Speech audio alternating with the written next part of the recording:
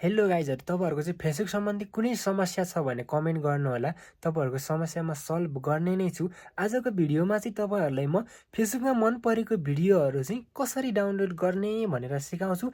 Video चाहिँ लास्टसम्म हेर्नुस्। यदि तपाईलाई कुनै पनि भिडियो मन परेको छ भने त्यो भिडियो चाहिँ आफ्नो मोबाइल फोनमा चाहिँ सेभ गरी राखिसकेपछि पछि हेर्न नि मिल्यो या त तपाईले कुनै आफ्नो चाहिँ आइडीमा पोस्ट गर्न पनि मिल्यो। मन परेको भिडियो छ भने चाहिँ त्यसलाई कसरी डाउनलोड गरेर अगाडि ल्याउने यो चाहिँ म सिकाउँछु। भिडियो चाहिँ लास्टसम्म हेर्नुस्। जसको लागि चाहिँ तपाईले आफ्नो मोबाइल फोनमा पहिला नै एउटा भिडियो डाउनलोडर एप्स चाहिँ डाउनलोड गरेर राखेको हुनुपर्छ। जसको लागि प्ले स्टोरमा गएर चाहिँ तपाईले एउटा भिडियो डाउनलोडर एप्स डाउनलोड गर्नु होला। मैले चाहिँ यहाँ भिडमार्ट भन्ने एप्स चाहिँ डाउनलोड गरेर राखेको छु, जुन चाहिँ फेसबुकमा मन परेको भिडियो डाउनलोड गर्नको लागि यो एप्सको प्रयोग गर्ने गर्छु मैले चाहिँ। जस्तै चाहिँ मैले फेसबुक हेरिरहेको छु, फेसबुकमा चाहिँ मैले भिडियो हेरिरहेको छु।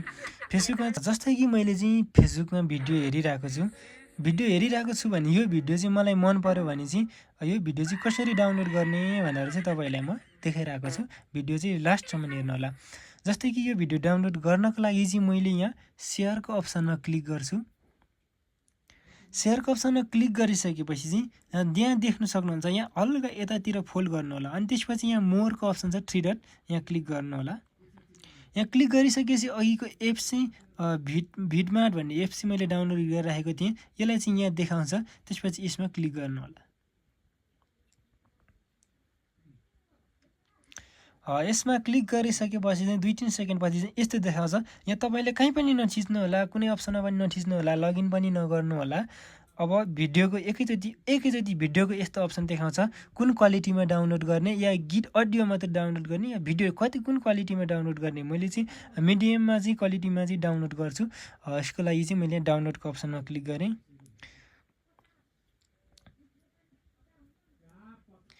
यो भिडियो चाहिँ अब डाउनलोड भइसक्यो। ल यो भिडियो डाउनलोड भइसक्यो, तपाईलाई म देखाउँछु।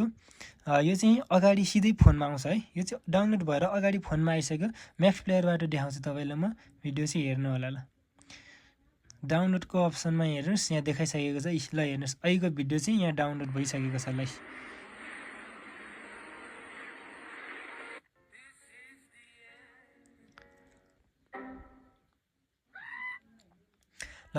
आशा छ तपाईहरुले चाहिँ यो भिडियो हेरिसकेपछि चाहिँ फेसबुकमा मन परेको भिडियो कसरी डाउनलोड गर्ने भनेर चाहिँ तपाईहरुले जानकारी लिइसक्नु भएको छ। यदि भिडियो मन पर्यो भने चाहिँ लाइक, कमेन्ट, शेयर अनि सब्स्क्राइब चाहिँ गर्न नभुल्नु होला। आफ्नो साथीहरुलाई पनि शेयर गर्नु होला। यदि फेसबुकमा चाहिँ तपाईलाई कुनै पनि समस्या छ भने समस्या कमेन्टमा भन्नु होला। तपाईको समस्या म सल्भ गर्ने नै छु भन्दै आजको भिडियोबाट बिदा हुन्छु। हस्त, धन्यवाद।